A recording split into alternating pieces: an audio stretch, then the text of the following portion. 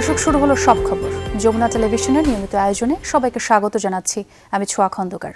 সরকার গঠনের পর প্রথমবার রাষ্ট্রীয় সফরে মালয়েশিয়া ও চীন যাচ্ছেন প্রধানমন্ত্রী তারেক রহমান। দুপুর 2:45টার দিকে বাংলাদেশ বিমানের ফ্লাইটে কুয়ালালামপুরের উদ্দেশ্যে ঢাকা ছেড়ে যান প্রধানমন্ত্রী। সন্ধ্যায় কুয়ালালামপুর পৌঁছাবেন তিনি। আগামীকাল দেশটির প্রধানমন্ত্রী আনোয়ার ইব্রাহিমের সাথে হবে আনুষ্ঠানিক বৈঠক, যেখানে প্রাধান্য পাবে শ্রমবাজার, আসিয়ানের সদস্যপদ প্রাপ্তি ও মুক্ত বাণিজ্য চুক্তি। সই হতে পারে সংস্কৃতি বিনিময় সহ কয়েকটি চুক্তি। 23 জুন মালয়েশিয়া থেকে সরাসরি চীনের দালিয়ানে ওয়ার্ল্ড ইকোনমিক ফোরামের অনুষ্ঠানে যোগ দেবেন সরকার প্রধান। সেখানে বেশ কয়েকজন বিশ্ব নেতার সঙ্গে তার বৈঠক হতে পারে। 25 জুন চীনের প্রধানমন্ত্রীর সাথে দ্বিপাক্ষিক বৈঠক করবেন তারেক রহমান। এই সফরে 13টি সমঝোতার স্মারক ও 4টি চুক্তি সই হওয়ার কথা রয়েছে। 26 জুন রাতে দেশে ফিরবেন প্রধানমন্ত্রী। রাতে মালয়েশিয়া পৌঁছাবেন প্রধানমন্ত্রী তারেক রহমান। প্রধানমন্ত্রীর 18 ঘন্টার সফর ঘিরে আশা সঞ্চার হয়েছে কাজের সন্ধানে মালয়েশিয়ায় থাকা অবৈধ বাংলাদেশিদের মাঝে।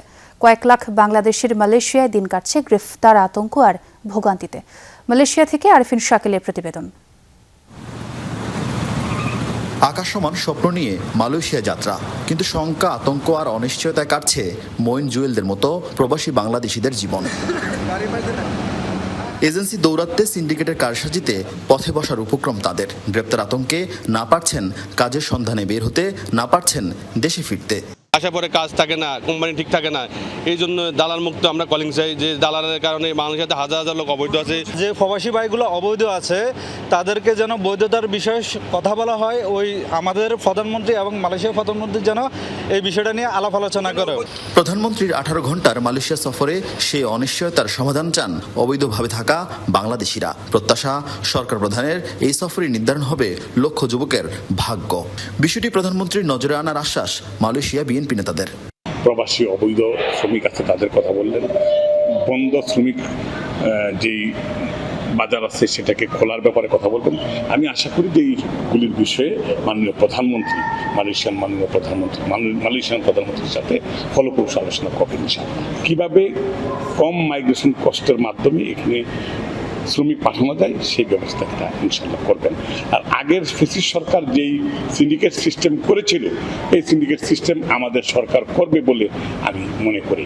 আজ রাতে মালয়েশিয়া পৌঁছে প্রবাসীদের সুধী সমাবেশে বক্তব্য রাখবেন প্রধানমন্ত্রী তারেক রহমান। ফ্রি ট্রেড এগ্রিমেন্টের নেগোসিয়েশনের যে টার্মস অফ রেফারেন্স, সেটা দুই পক্ষ সম্মত হয়েছে।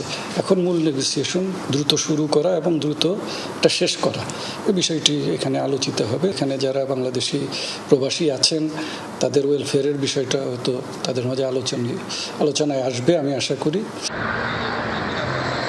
সোমবার মালয়েশিয়ার প্রধানমন্ত্রীর সাথে দ্বিপাক্ষিক বৈঠক করবেন তারেক রহমান। দ্রুত বর্ধনশীল অর্থনীতি হওয়া এশিয়ার টাইগার বলা হয় মালয়েশিয়াকে। তাই এই দ্বিপাক্ষিক সফরে শুধু নির্দিষ্ট খাত নয়, বরং খাতোয়ারি দক্ষ জনশক্তি রপ্তানিতে মনোযোগী হওয়ার পরামর্শ বিশেষজ্ঞদের। প্রধানমন্ত্রীর এই দ্বিপাক্ষিক সফরেই তার সূচনা হোক, এমন প্রত্যাশা প্রবাসী বাংলাদেশিদের। Arifin Shakil, Jamuna news, Malaysia. এবারের বাজেট পারফেক্ট না, তাই এখনও নানা দিক খতিয়ে দেখা হচ্ছে।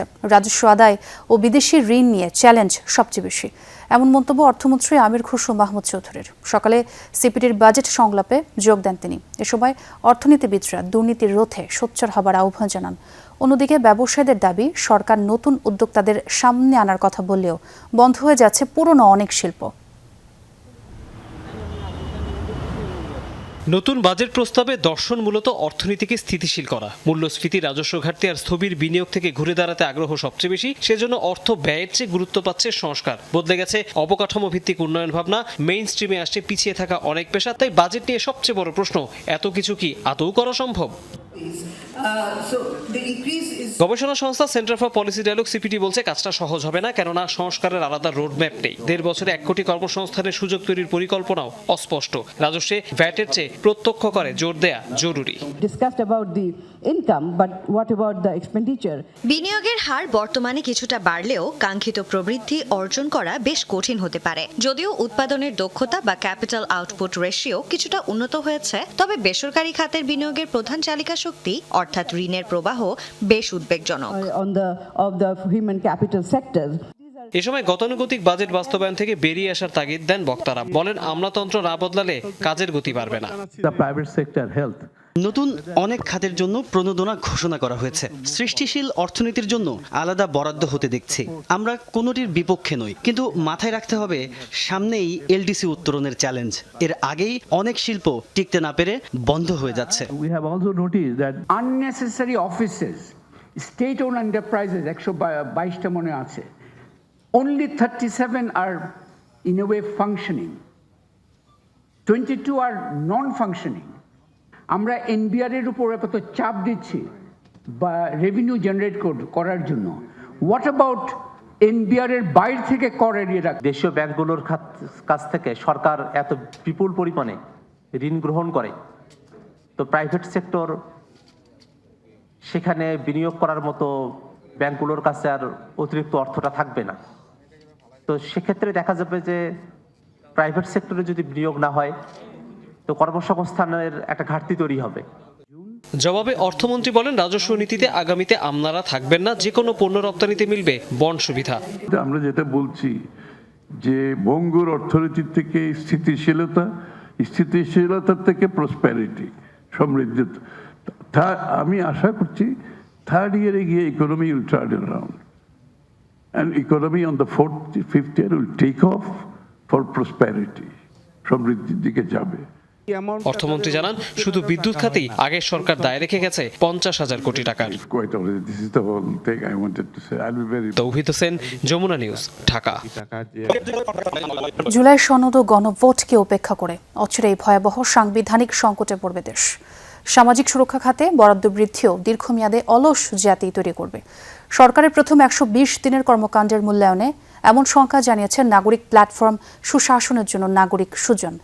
সম্পাদক বদিউল আলম মজুমদার বলেন, প্রধানমন্ত্রীর প্রতিশ্রুত পরিকল্পনা জনগণের সামনে প্রকাশের সময় এসেছে। আউটব্রেক হিসেবে বর্ণনা করছে, বাট মেডিকেলের ভাষায় এটা ইপিডেমিক, মহামারী। কিন্তু সরকার ইপিডেমিক কেন বলছে না? কারণ ইপিডেমিক বললে সরকারের দায়িত্ব অনেক বেশি বেড়ে যাবে। খুন, ধর্ষণ, রাহাজানি এবং চাঁদাবাজি কোনোভাবেই বন্ধ হয় নাই। বাকস্বাধীনতা নিশ্চিত হলেও সরকারের প্রথম 120 দিনের কর্মকাণ্ড ছিল মোটা দাগে জনতুষ্টিমূলক। তবে দীর্ঘমেয়াদে দুর্নীতি কমানো ও অর্থনীতি পুনরুদ্ধারে উল্লেখযোগ্য কোনো পদক্ষেপ নেই। সুশাসনের জন্য নাগরিক সুজন আয়োজিত সরকারের 4 মাস প্রত্যাশা অর্জন করণীয় শীর্ষক আলোচনায় এমন মত দেন বক্তারা। মনে হয় যে সরকার একটা পিআর ফার্ম বা বিজ্ঞাপনী ফার্মের পরামর্শ অনুযায়ী কাজ করছেন, যে চোখে পড়ে যেগুলো ফটোশুট করা যায়, 10,000 মানুষকে কার্ড দেওয়া, কিন্তু বাংলাদেশের মানুষের সংখ্যা 18 কোটি। ব্যাংকিং সেক্টরকে যদি এই টাইপের আবারও এই লুটেরাদের হাতে তুলে দেই, আমরা আসলে এই অর্থনীতি আর সামাল দিতে পারবো না। বর্ডার ইস্যুতে বাংলাদেশ বিজিবি যে রোলটা প্লে করছে, ইটস অ্যাপ্রিসিয়েবল। আলোচনায় রাষ্ট্রবিজ্ঞানী দিলারা চৌধুরী বলেন, সরকার 72-এর সংবিধান অনুযায়ী দেশ পরিচালনা করলে তাদের বৈধতা নিয়ে প্রশ্ন থেকে যায়। অচিরেই সামনে আসতে পারে ভয়াবহ সাংবিধানিক সংকট। বাংলাদেশ আপনার অচিরেই এক ভয়ানক কনস্টিটিউশনাল ক্রাইসিসে পড়বে। কত যে রিট হবে তা গুণী শেষ করা যায় না। কেন যে জুলাই সনদ এরা অ্যাকসেপ্ট করছেন না? এটা করলে কিন্তু ঝামেলা চুকে যায়। এটা কি কোনো বহিঃশক্তির কোনো আপনার ইনফ্লুয়েন্স আছে? সামাজিক সুরক্ষা কর্মসূচি বৃদ্ধিও ভবিষ্যতে জাতিকে অলস করে তুলতে পারে মত তার। যারা প্রতিবন্ধী, যারা অন্ধ, সেটার জন্য আলাদা ব্যবস্থা থাকবে। কিন্তু এই যে মানুষকে আপনি মাসে মাসে 2,500 টাকা একটা ভিক্ষা দিয়ে সে কোনো রকমের ডাল আর ভাত কিনে নিয়ে এসে বসে থাকবে, এটাতে কোনো আপনার একটা অলস জাতির সৃষ্টি হবে বলে আমি মনে করি। আপনারা সাফল্য লিখেছেন, আমি মনে করি না এটা সাফল্য। In the long run it is not going to last. ইশতেহারে গুরুত্ব ও সীমান্তে জোরালো অবস্থানে সরকারের প্রশংসা করলেও ফ্যামিলি কার্ড, কৃষক কার্ড বিতরণে আইনের ব্যত্যয় হচ্ছে বলে মন্তব্য করেন সুজন সম্পাদক বদিউল আলম মজুমদার। প্রকাশ্য ওয়ার্ড সভায় উপকারভোগী নির্ধারণের আহ্বান জানান তিনি। যে সকল স্কিম আছে যেগুলো জনগণকে দেওয়া হবে, এগুলো এই প্রকাশ্য মিটিংয়ে ওয়ার্ড সভা মানে জনগণকে নিয়ে সভা 2 বার করার কথা ইউনিয়ন পরিষদে, ওই ওয়ার্ড সভায় ওই উপকারভোগী বেনিফিশিয়ারি নির্ধারিত হওয়ার কথা। স্বচ্ছতা যদি এটাতে চর্চা করা হয় তাহলে কিন্তু দুর্নীতি, ওই যে বিভিন্ন রকমের যে টোল কালেকশন, ওটা বন্ধ করা যেত।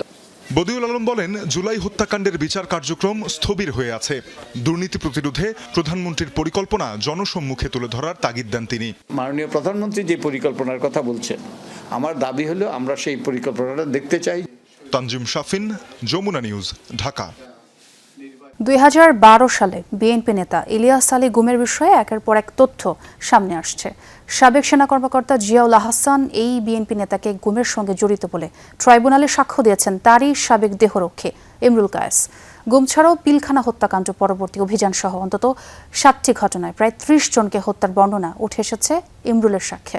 ট্রাইব্যুনালে দেওয়া সাক্ষ্যের বিষয়টি জানিয়েছেন চিফ প্রসিকিউটর আমিনুল ইসলাম। শতাধিক গুম খুনের মামলায় সাবেক সেনা কর্মকর্তা জিয়াউল আহসানের বিরুদ্ধে সাক্ষ্য দিয়েছেন তার সাবেক দেহরক্ষী সেনা সদস্য ইমরুল কায়েস। এতে উঠে আসে গুম খুনের চাঞ্চল্যকর সব তথ্য। 2012 সালের 17 এপ্রিল গুম করা হয় বিএনপি নেতা ইলিয়াস আলীকে। তৎকালীন প্রধানমন্ত্রীর নিরাপত্তা উপদেষ্টা তারিক আহমেদ সিদ্দিকীর নির্দেশে ইলিয়াস আলীকে গুম করেন জিয়াউল আহসান। ট্রাইব্যুনালে দেয়া ইমরুল কায়েসের জবানবন্দিতে এই তথ্য উঠে এসেছে। আজকের এই সাক্ষী থেকে আমাদের ইলিয়াস আলীকে অপহরণ এবং তাকে যে অন্তর্ধান করবার যে বর্ণনা, সেটাও এই সাক্ষীর মুখ থেকে আংশিক বেরিয়ে এসছে। একবার জিয়াউল আহসানের নেতৃত্বে মহাখালী ব্রিজের কাছে যান, সেখানে তিনি কথোপকথন করেন তারেক সিদ্দিকীর সাথে যে আপনাদের কথা মতো ইলিয়াস আলীকে গল্ফ করেছি। পিলখানা হত্যাকাণ্ডের পর বিডিআর সদস্যদের ধরতে চালানো হয় অপারেশন রেবেল হান্ট। সে সময় 10 থেকে 12 জন বিডিআর সদস্যকে জিয়াউল আহসানের নেতৃত্বে হত্যা করা হয় বলেও দাবি করেন দেহরক্ষী ইমরুল। বিডিআর হত্যাকাণ্ডের পর তিনি বিভিন্ন বিডিআর সদস্যদেরকে ধরে আনতেন এবং ধরে এনে ইনজেকশন পুশ করে হত্যা করেছে। আরেকটা হচ্ছে গুলি করে নদীতে ফেলে দিতেন। এই দুই প্রক্রিয়ায় প্রায় 10 থেকে 12 জন বিডিআর সদস্যকে ধরে এনে তিনি হত্যা করেছেন। তবে ইমরুল কায়েসের এসব অভিযোগ সঠিক নয় বলে দাবি করেন জিয়াউল আহসানের আইনজীবী। মানে এতটাই মুখস্থ ওনার করানো হয়েছে, ওনাকে এতটাই শিক্ষা দেওয়া হয়েছে। 161 যেটা পুলিশ কর্মকর্তার কাছে যে উনি জবানবন্দি দিয়েছেন, সেই জবানবন্দি একদম দাড়ি কমা সেমিকোলন সহ উনি কিন্তু বলে গেছেন। সাবেক এই সেনা কর্মকর্তার বিরুদ্ধে 101 জনকে গুম করে হত্যার অভিযোগ রয়েছে আন্তর্জাতিক অপরাধ ট্রাইব্যুনালে। এই ঘটনার প্রেক্ষিতে জিয়াউল আহসানের বিরুদ্ধে মামলা প্রমাণের জন্য যথেষ্ট সহায়ক এবং আর কোনো সাক্ষী ছাড়াও কিন্তু জিয়াউল আহসানের বিরুদ্ধে অপরাধ প্রমাণিত হয়েছে বলে আমরা মনে করি। রাব্বি হোসেন, যমুনা নিউজ, ঢাকা। সিলেটের আলোচিত জেলা প্রশাসক ও জেলা ম্যাজিস্ট্রেট সারওয়ার আলমকে প্রত্যাহার করা হয়েছে। আজ দুপুরে জনপ্রশাসন মন্ত্রণালয়ের সিনিয়র সহকারী সচিব জেতিপ্রু স্বাক্ষরিত এক আদেশে তাকে প্রত্যাহার করা হয়। আদেশে তাকে জনপ্রশাসন মন্ত্রণালয়ে উপসচিব হিসেবে সংযুক্ত করা হয়েছে। সম্প্রতি সিলেটের শাহজালাল রহমতুল্লাহ আলাইহি ও শাহপুরান রহমতুল্লাহ আলাইহির মাজারের আর্থিক স্বচ্ছতা নিয়ে উদ্যোগ নেয় তাকে নিয়ে আলোচনা সমালোচনা শুরু হয়। এর আগে গত বছর সিলেটের সাদা পাথর লুটের ঘটনার পরই তাকে জেলা প্রশাসক হিসেবে সিলেটে নিয়োগ দেওয়া হয়। কাতারের সড়ক দুর্ঘটনায় প্রাণ হারিয়েছে 5 বাংলাদেশি ও 1 ভারতীয় নাগরিক। দেশটির সাহানিয়া এলাকায় ঘটেছে মর্মান্তিক এই ঘটনা। জানা গেছে রোববার স্থানীয় সময় সকালে নিজ নিজ কর্মস্থলে যাচ্ছিলেন তারা। এ সময় নিয়ন্ত্রণ হারিয়ে দুর্ঘটনার কবলে পড়ে তাদের গাড়ি। ঘটনাস্থলে নিহত হয় সবাই। নিহত বাংলাদেশিদের সবাই সিলেটের কানাইঘাট উপজেলার বাসিন্দা। তাদের নাম জোসেফ উদ্দিন, জিবাল উদ্দিন, মোস্তাক আহমদ, জুবায়ের আহমদ এবং কাদের আহমদ। বর্তমানে তাদের মরদেহ রাখা হয়েছে কাতারের স্থানীয় একটি হাসপাতালে। যথাযথ আইনি প্রক্রিয়া শেষে তাদের মরদেহ দেশে আনার বিষয়ে প্রয়োজনীয় ব্যবস্থা নিচ্ছে দূতাবাস।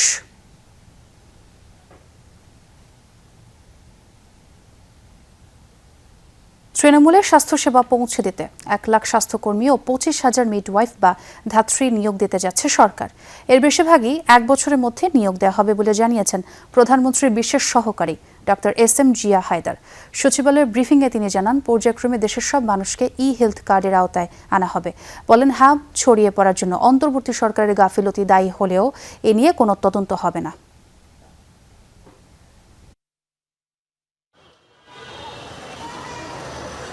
গ্রামীণ দরিদ্র ও সুবিধাবঞ্চিত মানুষের মানসম্মত প্রাথমিক স্বাস্থ্যসেবা নিশ্চিতে 1998 সালে শুরু হয় কমিউনিটি ক্লিনিকের কার্যক্রম। এর কিছুটা সুফলও মিলেছে, তবে সেবায় ঘাটতিও ছিল। অভিযোগ ছিল রাজনৈতিকভাবে ব্যবহারের।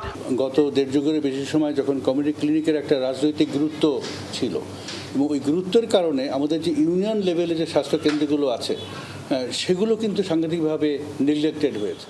এ অবস্থায় বিএনপি সরকার দেশের 14,000 কমিউনিটি ক্লিনিককে হেলথ হাবে পরিণত করে এর সেবার মান বাড়াতে চায়, তৃণমূলে পৌঁছে দিতে চায় প্রকৃত স্বাস্থ্যসেবা।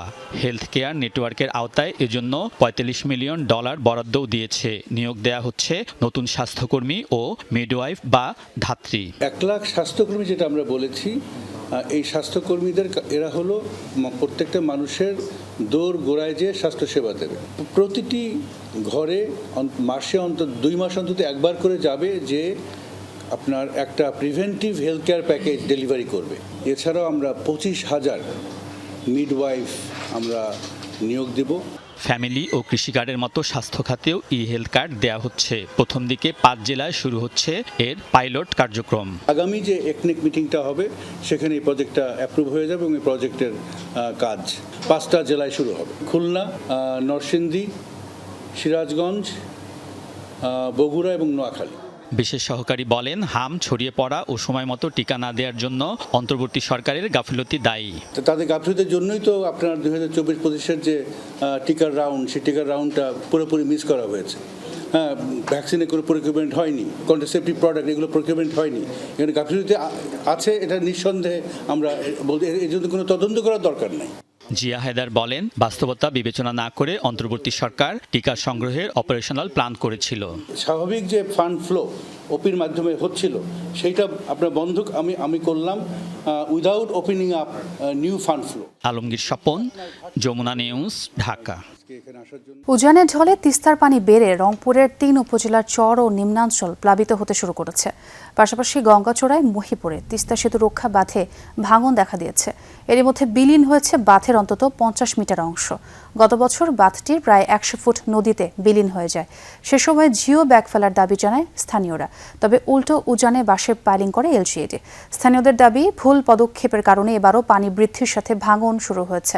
এতে সেতু রংপুর কাকিনা আঞ্চলিক সড়ক হুমকির মুখে পড়ার শঙ্কায় তারা ঘটনাস্থল পরিদর্শন করে ইউএনও জানিয়েছেন এ বিষয়ে পদক্ষেপ নিতে এলজিইডিকে জানানো হয়েছে।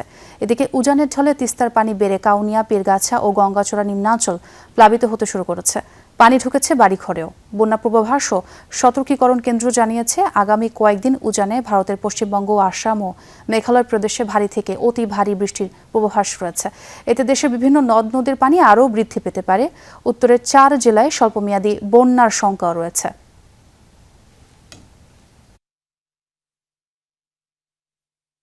বাল যে এই তিস্তা নদীর ভাঙন রক্ষা করতে পারে, এটা একটা কোনো কথা হয়? এটা একটা কোনো যুক্তি? এটা ভাঙি যাচ্ছে, এটার কোনো কেউ দায়ভার নিচ্ছে না। একপলা গ্রাম আছে, এখানে মানুষজন আমরা আছি। দ্রুত ব্যবস্থা না নেয় তাহলে ব্রিজ ধ্বংস হয়ে যাবে, এই কোটি কোটি টাকার সম্পদ নষ্ট হয়ে যাবে। এদিকে বৃষ্টি ও পাহাড়ি ঢলে সুরমা ও খাসিয়ামারা নদীর পানি বেড়ে সুনামগঞ্জ সদর ও দোয়ারাবাজার উপজেলার কিছু এলাকা প্লাবিত হয়েছে। দোয়ারাবাজারে খাসিয়ামারা নদীর পানি উপচে তলিয়েছে আজবপুর এলাকার গ্রামীণ সড়ক। ভেসে গেছে পুকুরের মাছ, তলিয়ে সবজির ক্ষেত। সদর উপজেলায় সুরমা নদীর পানিতে প্লাবিত হয়েছে মঙ্গল কাটা বাজার। পানি ঢুকেছে দোকানপাটেও। এদিকে আনোয়ারপুরে সুনামগঞ্জ তাহিরপুর সড়কে ওপর দিয়ে বইছে ঢলের পানি। ঝুঁকি নিয়ে চলাচল করছে যানবাহন। পানি উন্নয়ন বোর্ড জানিয়েছে, আরও কয়েকদিন বৃষ্টি অব্যাহত থাকলেও বড় ধরনের বন্যার শঙ্কা নেই। তবে কোথাও কোথাও নদীর পানি বিপদসীমা অতিক্রম করে নিম্নাঞ্চল প্লাবিত হতে পারে। গ্রুপ এইচে জমে উঠেছে নকআউটের লড়াই। আজ রাত 10টায় আটালান্টায় প্রথম জয়ের লড়াইয়ে মুখোমুখি হবে স্পেন ও সৌদি আরব। প্রথম ম্যাচের হোঁচট ভুলে জয়ের লক্ষ্যে আজ সৌদি আরবের বিপক্ষে মাঠে নামছে স্পেন। যুক্তরাষ্ট্রের আটালান্টায় মার্সিডিস বেঞ্চ স্টেডিয়ামে অনুষ্ঠিত হবে ম্যাচটি। প্রথম ম্যাচে কেপ ভার্দের বিপক্ষে ড্র করে বেশ চাপে রয়েছে স্পেন। অন্যদিকে উরুগুয়ের বিপক্ষে 1-1 গোলে ড্র করে নিজেদের আত্মবিশ্বাস ধরে রেখেছে সৌদি আরব। শেষ 16তে টিকে থাকার জন্য আজকের দিন পয়েন্ট 2 দলের জন্য গুরুত্বপূর্ণ। ইনজুরি কাটিয়ে স্পেনের শুরুর একাদশে ফিরতে পারেন লামিন ইয়ামাল। অন্যদিকে সৌদি ভরসা রাখছে সালেম আল দাউসারি ও বুরাইকানের ওপর। ফিফা বিশ্বকাপের গ্রুপ জি এর দ্বিতীয় রাউন্ডের হাই ভোল্টেজ ম্যাচে আজ মুখোমুখি হচ্ছে বেলজিয়াম ও ইরান। লস অ্যাঞ্জেলেসে বাংলাদেশ সময় রাত 1টায় শুরু হবে ম্যাচটি। গ্রুপ পর্বের প্রথম ম্যাচে বেলজিয়াম মিশরের সাথে 1-1 এবং ইরান নিউজিল্যান্ডের সাথে 2-2 গোলে ড্র করায় এই ম্যাচটি দুই দলের জন্যই নকআউটে যাওয়ার বাঁচা মরা লড়াই। কাগজে কলমে কেভিন ডি ব্রুইনা ও রোমেলু লুকাকুর বেলজিয়াম ফেভারিট হলেও মেহেদি তারিমের ইরান যে কোনো মুহূর্তে অঘটন ঘটাতে প্রস্তুত। আন্তর্জাতিক ফুটবলের প্রথমবারের মতো মুখোমুখি হতে যাওয়া এই ম্যাচে বেলজিয়ামের আক্রমণ ভাগের সাথে ইরানের রক্ষণের এক কঠিন পরীক্ষা হতে পারে। আয়ুর্বেদিক ওষুধ শিল্পের মান উন্নয়ন এবং আধুনিক সংরক্ষণ ও প্যাকেজিং ব্যবস্থা নিশ্চিত করতে রাজধানীর বাংলা মোটরে অনুষ্ঠিত হয়েছে জাতীয় seminar. Medicinal plants and herbal products business promotion council এবং বাংলাদেশ আয়ুর্বেদিক মেডিসিন ম্যানুফ্যাকচারার্স অ্যাসোসিয়েশনের যৌথ উদ্যোগে হামদর্দ অডিটোরিয়ামে এই সেমিনারের আয়োজন করা হয়। অনুষ্ঠানে প্রধান অতিথি ছিলেন স্বাস্থ্য শিক্ষা ও পরিবার কল্যাণ বিভাগের যুগ্ম সচিব মল্লিকা খাতুন। বক্তারা বলেন, আয়ুর্বেদিক ওষুধের নিরাপদ সংরক্ষণ, মানসম্মত প্যাকেজিং এবং আন্তর্জাতিক বাজারে প্রতিযোগিতার সক্ষমতা বাড়াতে আধুনিক প্রযুক্তির ব্যবহার জরুরি।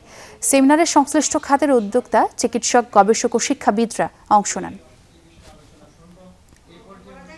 নীলফামারীর 4 আসনের সংসদ সদস্য আব্দুল মুন্তাকিমের নিজেকে শহীদ মুক্তিযোদ্ধার সন্তান দাবি এবং বাংলাদেশ খেলাফত মজলিসের আমির মামুনুল হককে নিয়ে নিজের করা একটি মন্তব্য সংসদের কার্যবিবরণী থেকে এক্সপাঞ্জ করার ঘোষণা দিয়েছেন স্পিকার হাফিজ উদ্দিন আহমদ। জাতীয় সংসদের দ্বিতীয় ও প্রথম বাজেট অধিবেশনের 11তম দিনে তিনি এই ঘোষণা দেন। অধিবেশনের শুরুতে প্রশ্নোত্তর টেবিলে উত্থাপনের পর পয়েন্ট অফ অর্ডারে দাঁড়িয়ে একজন সংসদ সদস্য আব্দুল মুন্তাকিমের নিজেকে শহীদ মুক্তিযোদ্ধার সন্তান বলে দাবি করা নিয়ে প্রশ্ন তোলেন। বলেন, তার বাবা এখনও জীবিত। এই অসত্য তথ্য সংসদের কার্যবিবরণী থেকে এক্সপাঞ্জ করার অনুরোধ জানান তিনি। জবাবে স্পিকার বলেন, সেই দিনই স্পিকারের চেম্বারে গিয়ে তার ভুল স্বীকার করেছেন সেই সংসদ সদস্য। একই অধিবেশনে মাওলানা মামুনুল হককে নিয়ে করা নিজের একটি মন্তব্য কার্যবিবরণী থেকে বাদ দেওয়ার ঘোষণা দেন স্পিকার। ভুলক্রমে তার মুখ থেকে এটা বেরিয়ে এসেছে। তার পিতা এখনো জীবিত আছেন, তিনি আমাকে জানিয়েছেন। এই বিষয়টি পত্র পত্রিকাটাও এসেছে এবং উক্ত মাননীয় সদস্য তিনি নিজেও বক্তব্য দিয়ে তার ভুল স্বীকার করেছেন। এটা স্লিপ অফ টাং বা অনিচ্ছাকৃত একটি ভুল। সুতরাং এটিকে সংসদের কার্যবিবরণী থেকে এক্সপাঞ্জ করা হবে। হেফাজতে ইসলামের নেতা মাওলানা মামুনুল হক সম্পর্কে মন্তব্য করেছেন যেটি অনভিপ্রেত। সেটি যেহেতু যার পক্ষে সংসদে এসে আত্মপক্ষ সমর্থন করার সুযোগ নেই, তার সম্পর্কে বিরূপ মন্তব্য করা অনুচিত। গাজীপুর মহানগরে কার্যক্রম নিষিদ্ধ আওয়ামী যুবলীগের একটি বিক্ষোভ মিছিল থেকে পুলিশকে উদ্দেশ্য করে হুমকি দেওয়ার অভিযোগ উঠেছে। সকালে গাজীপুরের বাইপাস বাসন এলাকায় মিছিল বের করে যুবলীগ। মিছিলের ভিডিওতে এক ব্যক্তিকে পুলিশকে উদ্দেশ্য করে হুমকি দিতে দেখা যায়। ভিডিওটি ছড়িয়ে পড়ার পর বিষয়টি নিয়ে বিভিন্ন মহলে প্রতিক্রিয়া দেখা দিয়েছে। পুলিশ জানায়, কার্যক্রম নিষিদ্ধ আওয়ামী লীগের প্রতিষ্ঠা বার্ষিকী উপলক্ষে এবং দলটির উপর আরোপিত নিষেধাজ্ঞা প্রত্যাহারের দাবিতে মিছিল থেকে এই বক্তব্য দেওয়া হয়। তবে ভিডিওতে বক্তব্য দেওয়া ব্যক্তির পরিচয় তাৎক্ষণিকভাবে নিশ্চিত হওয়া যায়নি। পুলিশ জানিয়েছে, ঘটনার সঙ্গে জড়িতদের বিরুদ্ধে আইন অনুযায়ী ব্যবস্থা নেওয়া হবে।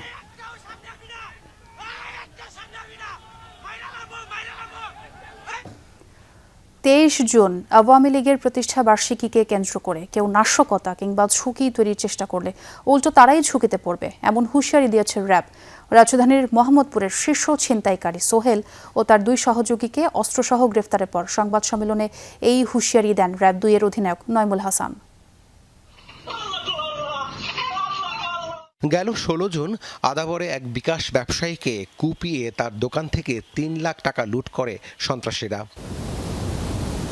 এই ঘটনায় পুলিশ অভিযান চালালে ছিনতাইকারীরা তাদের উপরও হামলা চালায়। পরে পুলিশের পাল্টা গুলিতে 2 ছিনতাইকারী আহত হয়, গ্রেফতার করা হয় 4 জনকে। এই একই ঘটনায় র্যাব অভিযান চালিয়ে স্থানীয় সন্ত্রাসী এক্সেল বাবু ও কবজিকাটা আনোয়ার গ্রুপের 6 সদস্যকে গ্রেফতার করে। এরই ধারাবাহিকতায় ওই গ্রুপের আরেক সক্রিয় সদস্য সোহেল ওরফে মাওরা সোহেল এবং তার 2 সহযোগী সুজন ও রাসেল বিদেশি অস্ত্রসহ ধরা পড়ে র্যাবের কাছে। ইউল্যাব ইউনিভার্সিটির খেলার মাঠের পিছনের আমবাগান হতে একটি বিদেশি রিভলভার সহ দুর্ধর্ষ সন্ত্রাসী ও ছিনতাইকারী সোহেল ওরফে মাওরা সোহেলকে গ্রেপ্তার করে। ধৃত সোহেল মাওরা সোহেলের মোহাম্মদপুর এলাকার কিশোর গ্যাং ও ছিনতাইকারী গ্রুপ মাওরা গ্রুপ এবং এর প্রধান আবু সাইদ গ্রুপের সেকেন্ড ইন কমান্ড। সাংবাদিকদের প্রশ্নের জবাবে তিনি জানান, 23 জুনকে কেন্দ্র করে কেউ নিরাপত্তা বিঘ্নিত করার চেষ্টা করলে কঠোর ব্যবস্থা নেবে র্যাব। অলরেডি একটা মেসেজ দিয়ে দিয়েছি সব স্টেশনে এবং সবাইকে, বিশেষ করে 23 তারিখ রিলেটেড কেউ যদি কোনো বিশৃঙ্খলা করতে চায় তাদেরকে মেসেজ দেওয়া হয়ে গেছে যে তারা যেন কোনো বিশৃঙ্খলা, যদি তারা কোনো ঝুঁকি সৃষ্টি করতে চায় আমাদের জন্য, তারা নিজে ঝুঁকির মধ্যে থাকবে। এই অস্ত্র দিয়ে হোক আর যে কোনোভাবে হোক, যদি কোনো ঝুঁকি সৃষ্টি করতে চায়, আমি আবার আপনাদের বলছি, যদি কেউ 23 তারিখকে নিয়ে কোনো আইনশৃঙ্খলা বাহিনীর প্রতি কোনো ঝুঁকি সৃষ্টি করতে চায়, তারা কিন্তু ঝুঁকির মধ্যে থাকবে। সেটা যে কোনো ফর্মেই হোক, আমরা প্রতিহত করব। গ্রেফতার সোহেলের বিরুদ্ধে 14টি মামলা রয়েছে। মাওরা সোহেলের সহযোগীদের গ্রেফতারেও অভিযান চলছে। বাংলাদেশ হচ্ছে পোরাস বর্ডার একটা এরিয়া, অনেক বর্ডার থেকে কত কিছু আসে। রাব্বি সিদ্দিকী, যমুনা নিউজ, ঢাকা। আওয়ামী লীগ এখন এমন কোনো শক্তিশালী অবস্থানে নেই যে প্রতিষ্ঠা বার্ষিকীকে কেন্দ্র করে বিশৃঙ্খলা সৃষ্টি করতে পারবে। তবে নিষিদ্ধ সংগঠনগুলো জনসম্মুখে আসার প্রবণতা থাকায় সবাইকে সতর্ক থাকার কথা জানিয়েছেন শিক্ষাবিদ ও রাজনৈতিক বিশ্লেষক ডক্টর মাহবুবুল্লাহ। সামাজিক যোগাযোগ মাধ্যমের ইতিবাচক ব্যবহার নিশ্চিত এবং অপব্যবহার রোধে সম্মিলিত উদ্যোগ প্রয়োজন বলে মনে করেন ডিবেট ফর ডেমোক্রেসির চেয়ারম্যান। আসক্তিতে ধ্বংসের মুখে চলে যাচ্ছে আমাদের শিক্ষা। সামাজিক যোগাযোগ মাধ্যমের অপব্যবহার সমাজে অস্থিরতা ও বিভ্রান্তি বাড়াচ্ছে। এ বিষয়ে এফডিসিতে সহিংসতা বৃদ্ধিতে সোশ্যাল মিডিয়ার অপব্যবহার শীর্ষক ছায়া সংসদের আয়োজন করে ডিবেট ফর ডেমোক্রেসি।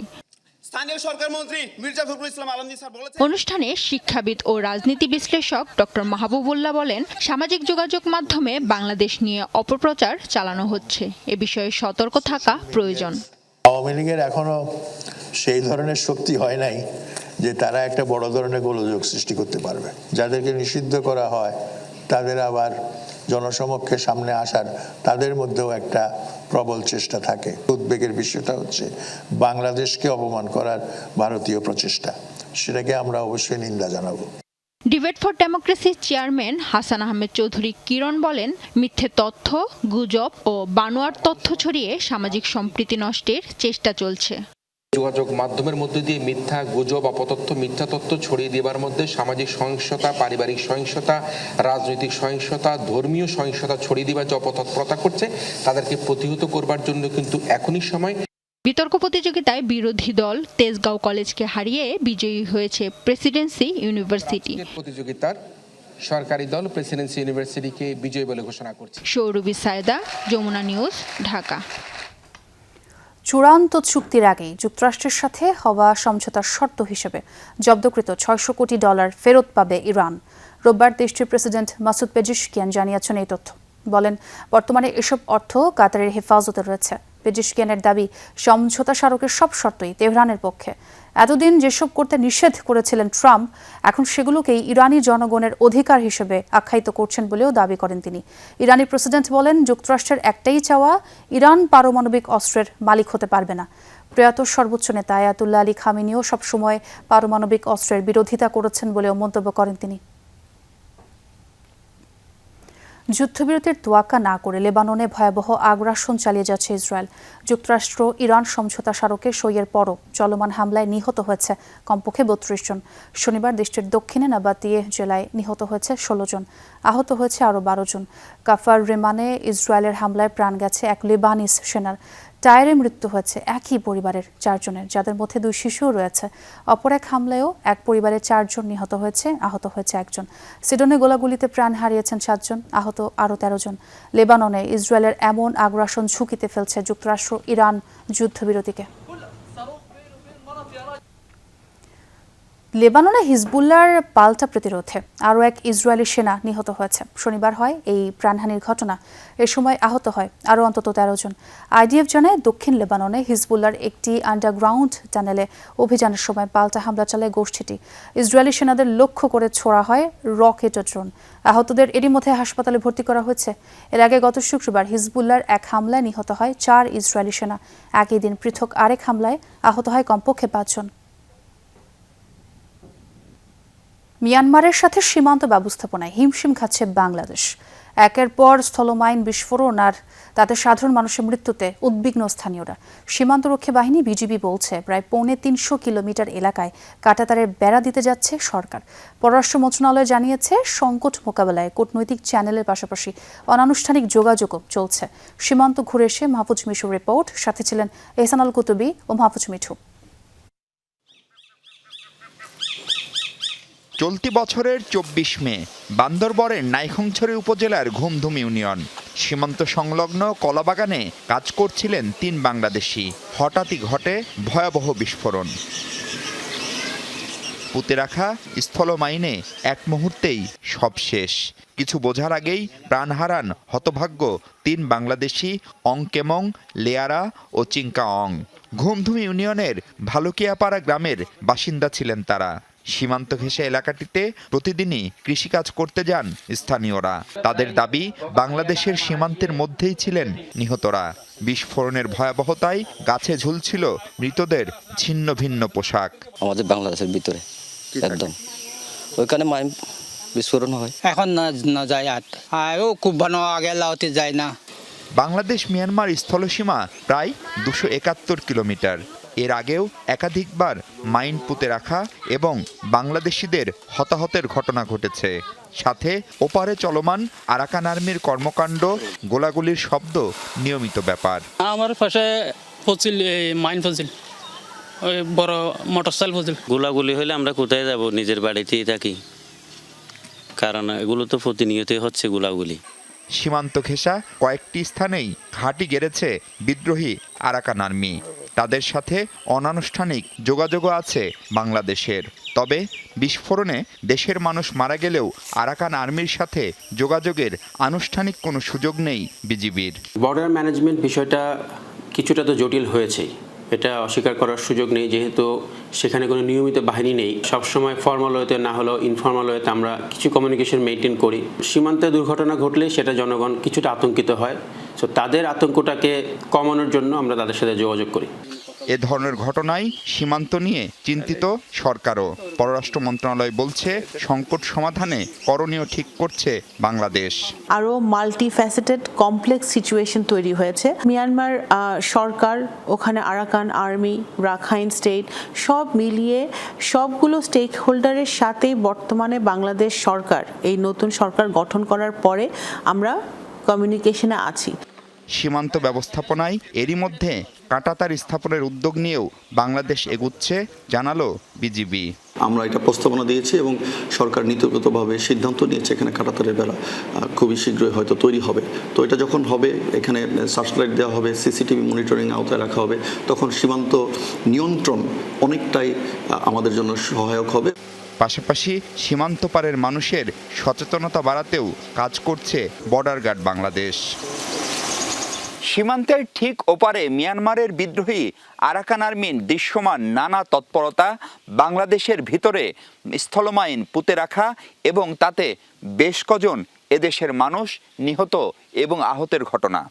এসব ঘটনায় উদ্বেগ যেরকম বেড়েছে সাধারণ মানুষের, তেমনি দিনকে দিন এই সীমান্ত ব্যবস্থাপনাও জটিল হয়ে উঠছে। আর তাই সীমান্ত ব্যবস্থাপনা নিয়ে কার্যকর নতুন পদক্ষেপ ও কর্মকৌশল প্রণয়ন এখন সময়ের দাবি। মাহফুজ মিশু, যমুনা নিউজ, সীমান্ত সড়ক, বান্দরবন। বগুড়ায় শিশু রিফাত হত্যার ঘটনায় 5 আসামিকে মৃত্যুদণ্ড এবং নাবালক আরও 5 আসামিকে 10 বছরের কারাদণ্ড দিয়েছেন আদালত। দুপুরে বগুড়া নারী ও শিশু নির্যাতন দমন ট্রাইব্যুনাল 1-এর বিচারক আনোয়ারুল হক এই মামলার রায় ঘোষণা করেন।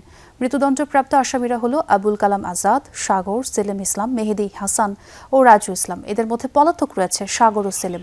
আদালত জানায়, নিহত রিফাতের বাবা প্রবাসী এনামুল হক দেশে আসার পর প্রতিবেশী আজাদ বিভিন্ন সময় তার কাছ থেকে টাকা চাইতেন। ঘটনার দিন আজাদ 1 লাখ টাকা ধার হিসেবে দাবি করলে এনামুল তা দিতে অসম্মতি জানায়। সেদিন বিকেল থেকে নিখোঁজ হয় এনামুলের ছেলে রিফাত। পরে একটি ব্রিজের নিচ থেকে তার মরদেহ উদ্ধার করা হয়। 2018 সালের 15 জুলাই রিফাতকে হত্যা করা হয়। এই ঘটনায় মামলা করেন রিফাতের বাবা।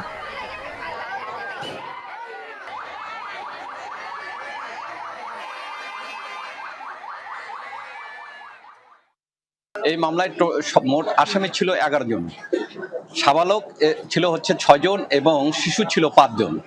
সাবালক 6 জনের মধ্যে একজন মৃত্যুবরণ করে, 2 জন পলাতক এখনো আছে, তারা জামিন নিয়ে পলাতক হয়ে গেছে।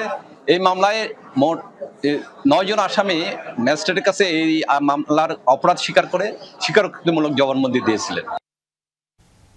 2028 সালের আগে ঢাকা নিউ ইয়র্ক সরাসরি ফ্লাইট চালুর সম্ভাবনা নেই।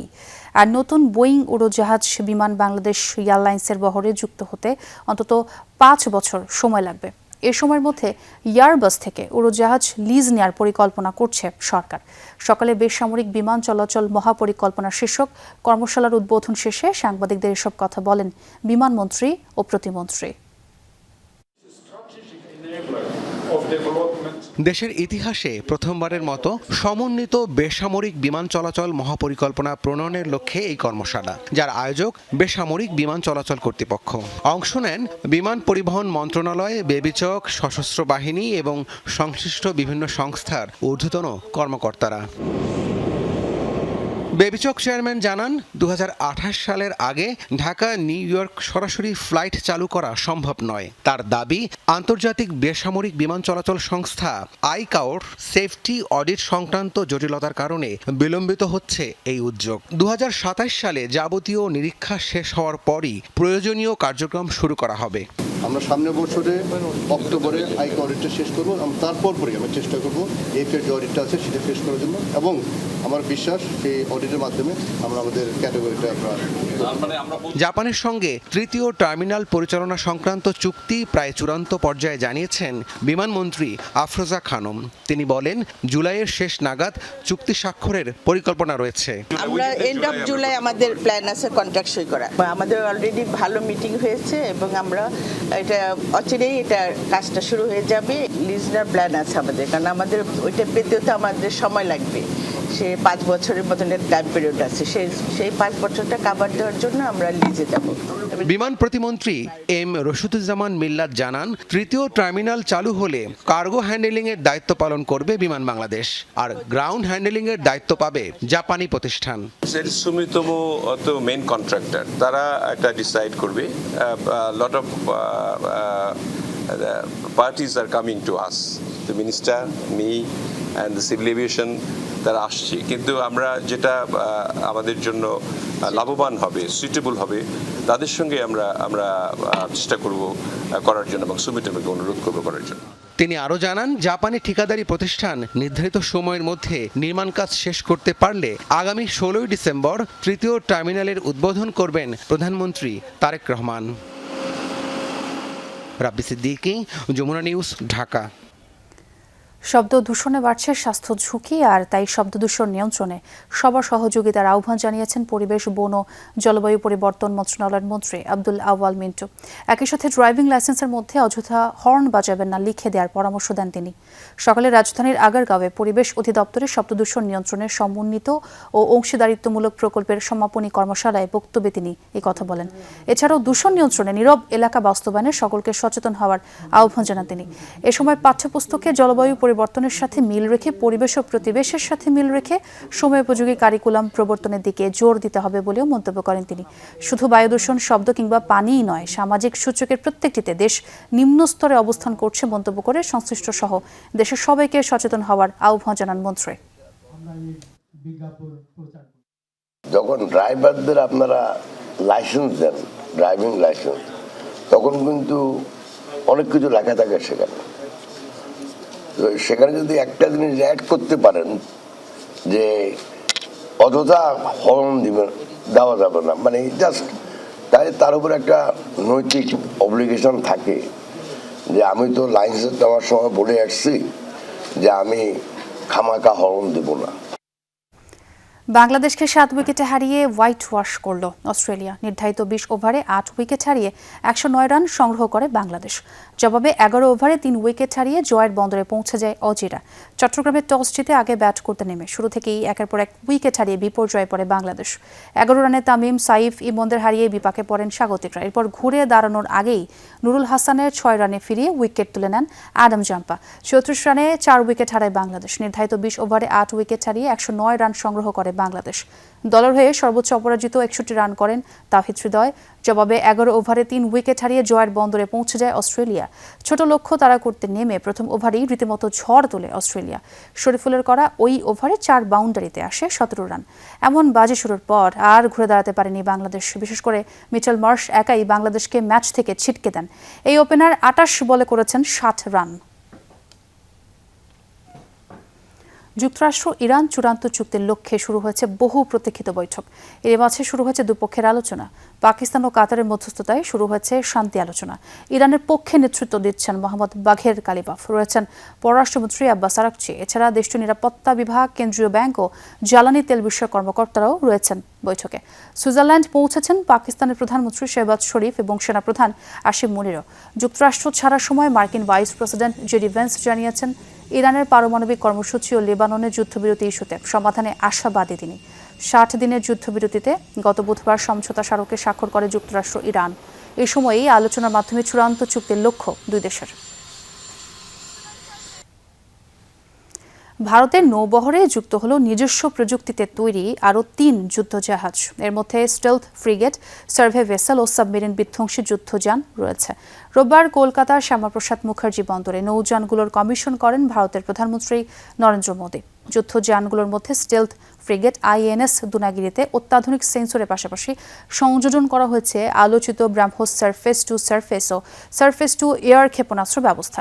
এদিকে সার্ভে ভেসেল INS সংশোধক তৈরি করা হয়েছে গভীর সমুদ্রে হাইড্রোগ্রাফিক তথ্য সংগ্রহের উদ্দেশ্যকে সামনে রেখে, যা কাজে লাগানো হবে প্রতিরক্ষা খাতে। এছাড়াও সাবমেরিন বিধ্বংসী যুদ্ধযান INS অগ্রয়তে যুক্ত করা হয়েছে light weight torpedo, rocket launcher ও সোনার সিস্টেম। দর্শক, এই ছিল সব খবরের আজকের আয়োজনে। এতক্ষণ যারা সঙ্গে ছিলেন সবাইকে ধন্যবাদ।